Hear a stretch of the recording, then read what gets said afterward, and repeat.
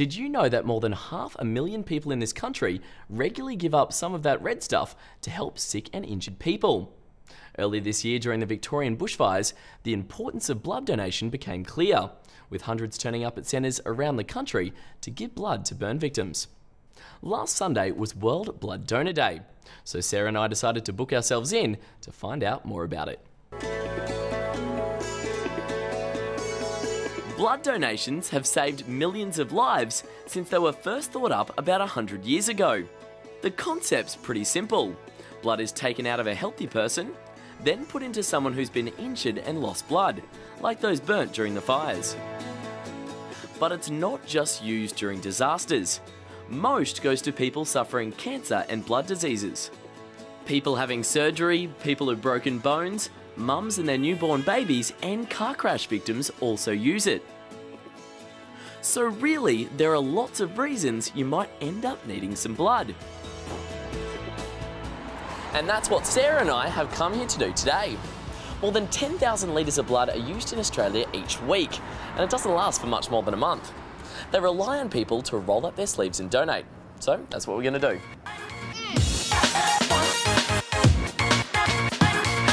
This is a Red Cross blood donation centre, and there are heaps of these all over Australia.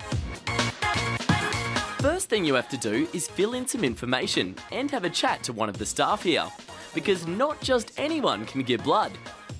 You have to be at least 16, so you guys are probably a little way off that just yet. You also have to answer questions about your health and history to make sure you don't have any diseases that could spread to someone else through your blood. Anyway, enough putting it off, it's time for the needle. Exciting. So give the blood, gallons of the stuff. So how much blood will I be giving today? It's 470 mils and then 30 mils of test tube. Anika was giving blood in the seat right across from mine. She decided to give the first time for an important reason. It was actually just after the Victorian bushfires, so I thought, might as well, now or never really. Our class was coming here for an excursion. I thought it was a good thing to do because my family donates a lot. Back in the chair and I'm all done.